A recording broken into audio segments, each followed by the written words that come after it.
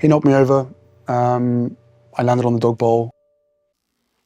This One's Wife. The North Korea Influence.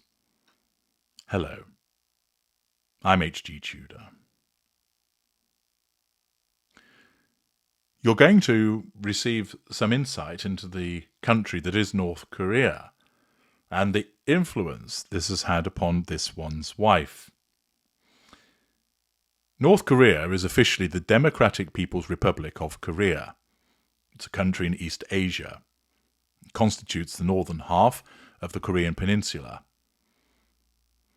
South Korea is to the south of the Korean demilitarized zone. North Korea is a totalitarian dictatorship with a comprehensive cult of personality around the Kim family.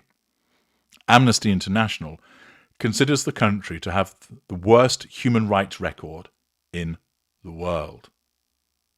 Officially, North Korea is an independent socialist state which holds democratic elections. However, outside observers have described the elections as unfair, uncompetitive and predetermined. The Workers' Party of Korea is the ruling party of North Korea.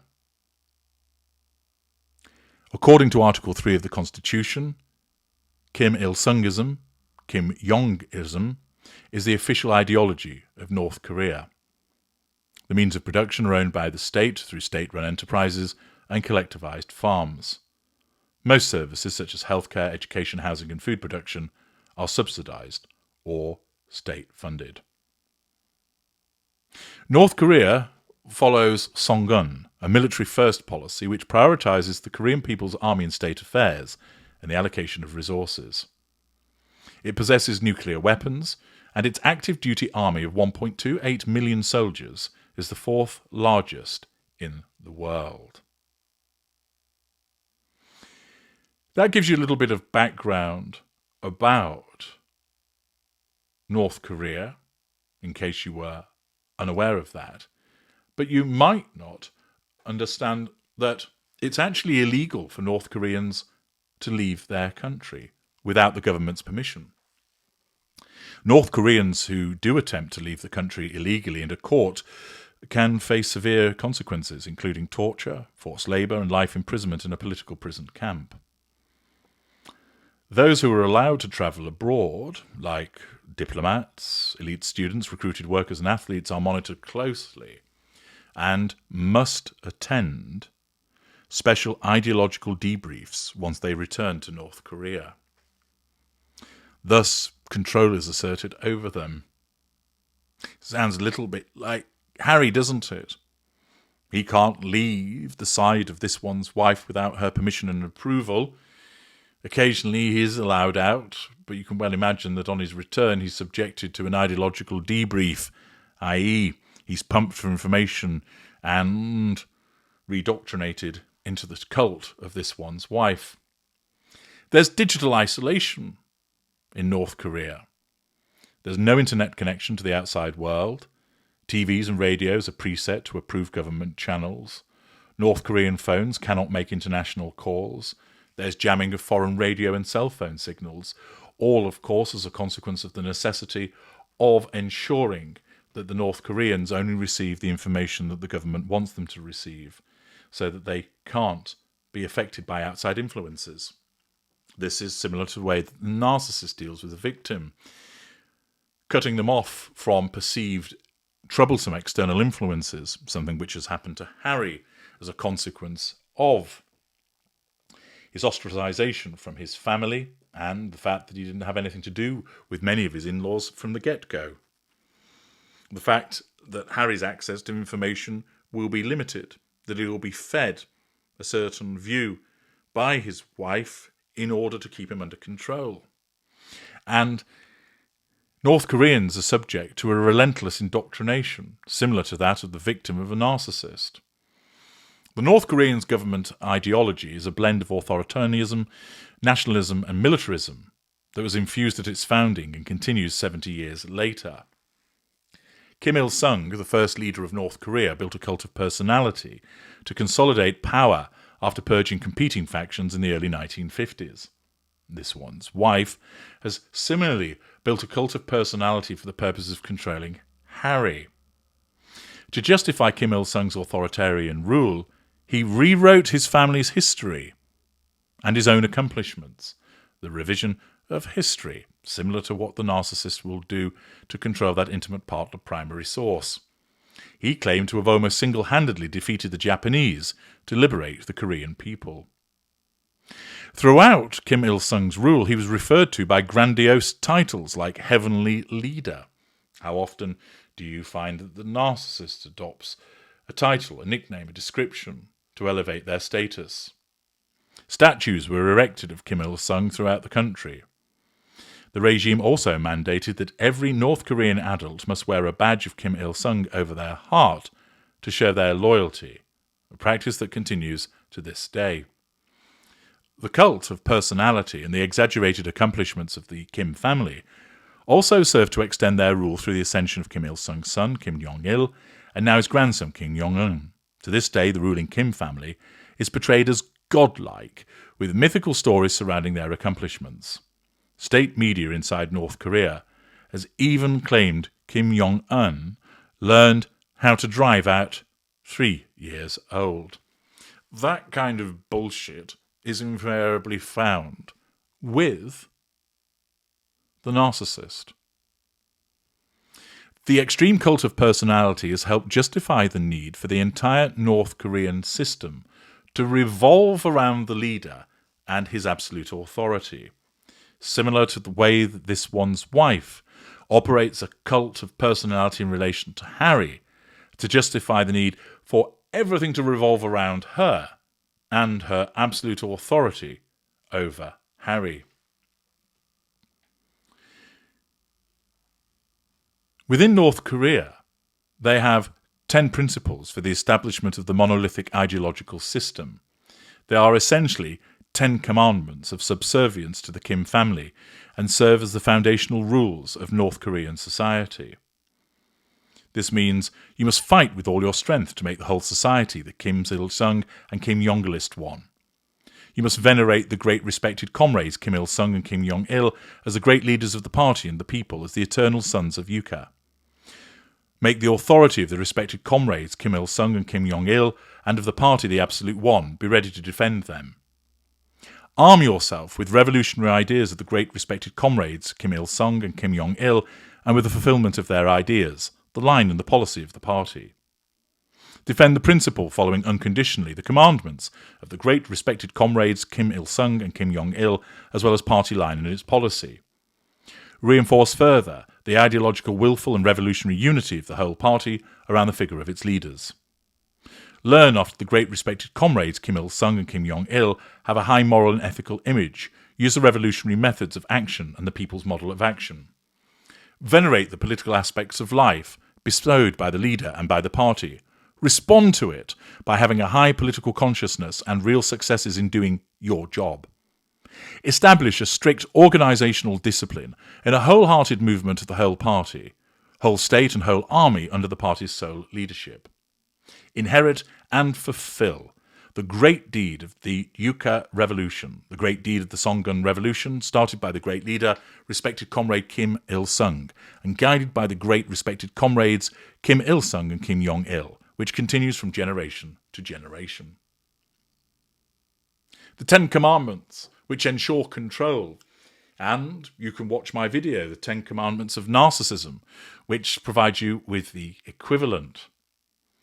This propaganda is cradle to grave. North Korean children begin learning about the Kim family as early as kindergarten. Students are required to memorize the history of the Kims throughout their schooling, and tremendous resources and time are dedicated to the study of the country's leadership. Similarly, the narcissist will monopolize the victim's time. This is what this one's wife has done in relation to Harry, to make him wholly reliant upon her. Millions of dollars and labour hours are spent in the workplace, glorifying the Kim family at the expense of the North Korean economy and the welfare of the North Korean people. Commonly, the narcissist will cause you to expend time and money in relation to pursuing what they require to the expense of your well-being, to the expense of the well-being of your relationships. North Koreans must belong to a neighbourhood unit called the Inminban that consists of 20 to 40 families. The unit is overseen by a local leader whose job it is to assist the authorities in surveilling that neighbourhood. Portraits of North Korea's first two dictators, Kim Il-sung and Kim Jong-il, are mandatory in every home. During routine home inspections by authorities, North Koreans can be punished if the portraits are not adequately clean. There are even reports that North Koreans can face investigations by the secret police for failing to save the portraits from a burning building. From literature to film, all media must be approved by the state's propaganda machine. This is to indoctrinate the North Korean people to obey and submit to the leadership by praising the dedication of the Kim family. North Korean film and television features stories of people sacrificing themselves for the greater cause of the country and the leadership. Even children's cartoon shows are designed to indoctrinate young North Koreans to remain loyal to the country's leadership. In order to maintain these indoctrination and the repression, torture is used. There's the loss of teeth, broken bones, permanent disfigurement from beatings, water torture, being required to sit motionless on knees for days, weeks spent in cells too small to sit or lie down in, and being hung by handcuffs with their feet off the floor. North Korean refugees who are arrested in China and repatriated can face horrific consequences for having fled the country illegally. They can be interrogated and tortured for months before being sentenced to years of forced labour or life sentences in a political prison camp. Pregnant women who are repatriated are sometimes forced to have an abortion if their baby is suspected to be half Chinese. Political prison camps have somewhere between 80 to 120,000 people. Some of these camps are the size of large cities and have existed 5 times longer than Nazi concentration camps and 2 times longer than the Soviet gulags. There's forced labour, forced starvation. For instance, prisoners are intentionally kept close to starvation, sometimes only receiving a few kernels of corn a day. Some men can lose over 60 pounds during their sentence. Many prisoners rely on eating insects, rodents and snakes to survive. There's sexual violence against women in interrogation and detention. Guards and police officers rape and assault women without repercussion. There have been public executions. The North Korean regime publicly executes citizens who have been accused of a variety of crimes, including petty theft or distributing foreign media. Whole communities, even young children, are forced to watch these executions. They're designed to instill terror and discourage people from challenging the regime. Now, there are many similarities in the way that the North Korean regime seeks to control its people and the behaviour of the narcissist. And also, of course, that would include the way that this one's wife behaves. You may have seen footage from North Korea which shows how the populace has to applaud with great enthusiasm when Kim Jong-un appears. That it has to be made to appear that all is bountiful, that there's plenty of food, even though there are regular food shortages in North Korea. That in effect, when Kim Jong-un turns up, they stage enthusiasm, they stage popularity, they stage bountiful production, they stage success. And this behaviour is very similar in the way that this one's wife behaves in relation to the way that she presents herself to the outside world. Not only are there similarities in the way that she controls Prince Harry, as described in the ways that some of the methods are used by North Korean regime against its people, but this whole staging aspect is very similar indeed. In effect, Kim Jong-un almost walks through a wonderland of people being hugely enthusiastic towards him, but they only do so on pain of torture, incarceration, and possibly even death. Their over-exaggerated applause is not driven by genuine enthusiasm and love for their leader, but is driven by the fear of what will happen to them if they don't do it. And this is generating a false impression for the leader in relation to popularity and the achievements of the country. It's done as propaganda and staging. And this one's wife and Harry are guilty of similar behaviour. Now, whilst one's not being so dramatic as to suggest that they're completely like the way that North Korea behaves, that would not be accurate.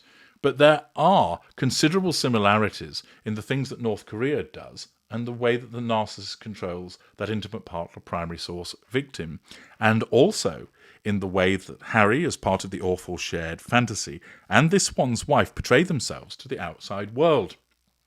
And an excellent example of this North Korean influence or North Korean effect has been provided by a subredditor called Content Pineapple 3330, who has provided information on the subreddit Saint This One's Wife, they use her full name, I do not, that talks about something that happened in relation to the Invictus Games. An individual had contacted Content Pineapple, providing pictures and details, which they have then relayed in the post, removing anything that would identify the individual to protect them from the sugars. And the story is as follows, and you'll be able to identify how this behaviour is similar to the staging that goes on in North Korea. Last year at the Invictus Games in Germany, a photo of Prince Harry, his wife, and a colleague of mine went viral. In fact, imagine my surprise when I first saw it here in this sub. Much later during a work trip, I met up with my colleague for dinner, and I couldn't resist asking her about Invictus.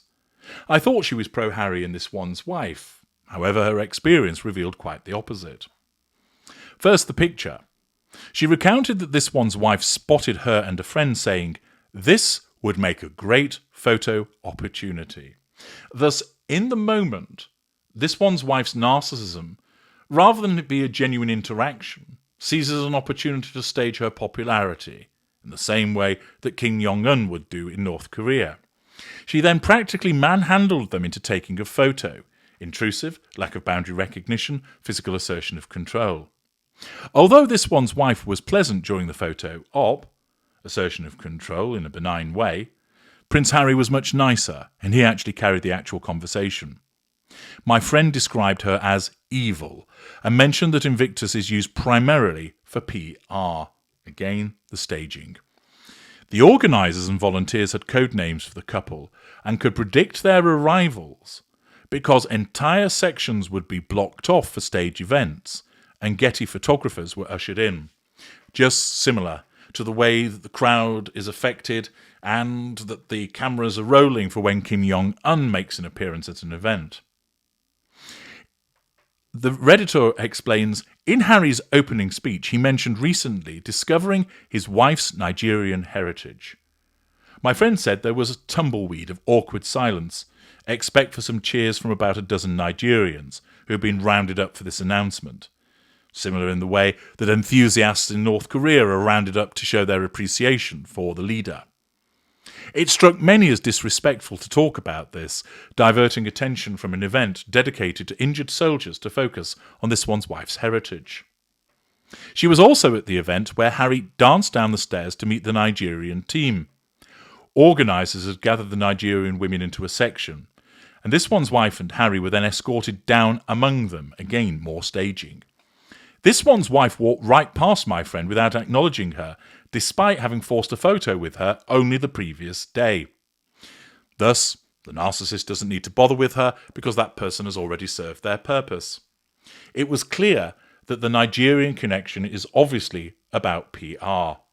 They stayed for only 10 minutes, and people were planted for photo opportunities. Again, the North Korean staging. It all felt very contrived, with Getty photographers capturing them, posing for photos in the crowd, before they were quickly ushered out.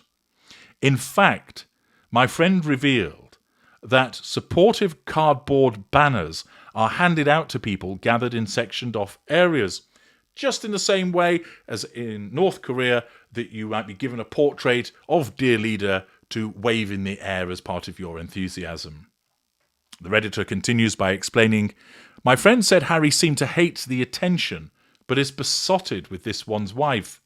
He disliked it when the crowd sang happy birthday, whereas this one's wife appeared to revel in the attention, enjoying people pulling at her and touching her hair," which of course she's enjoying that by virtue of the fact that it is fuel, that she receives those responses, and in the circumstances it gives her that fuel. It just demonstrates how it's all staged and managed in a similar way to how it's done in North Korea. Another commentator by the name Team Has states, "I can confirm. I was in Invictus Dusseldorf. Harry is adored by the Invictus family. The opening ceremony energy was amazing. And then he mentioned his wife. Tumbleweeds is exactly the right description. Harry attended the first 3 days heaps, chatted to everyone, hung out in Invictus Village and seemed really happy. Notice he's off the leash, this one's wife isn't there.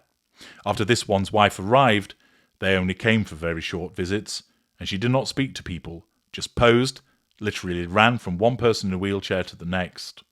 Stage management, North Korea influence. I was in the crowd when they came to the last 15 to 20 minutes of the basketball. It was a whole production of getting space cleared, putting flags and signs in the frame for her photo op, before she was then escorted in. The crowds could not have cared less about her being there." Thus, similar again to how many people in North Korea probably dislike dear leader, but under fear of incarceration, torture, etc., they have to show their enthusiasm, and it's done through staged events, just in the same way as this one wife does. All of this is done because she isn't popular. All of this is done in the moment to ensure that she is able to have photo opportunities, which she can then triangulate people with, that she's viewed as being popular, so she can use that to enforce an image over the world at large. But these two individuals who attended the Invictus Games provide their direct testimony of the way that they are stage managed in a similar way to events in North Korea, so that this one's wife is made to look good. How Harry is much happier when he's away from her, and that he is committed to Invictus, but she, which comes as no surprise to those of you listening, simply uses it as a means to an end in the pursuit of the prime aims. I'm H.G. Tudor. Thank you for listening.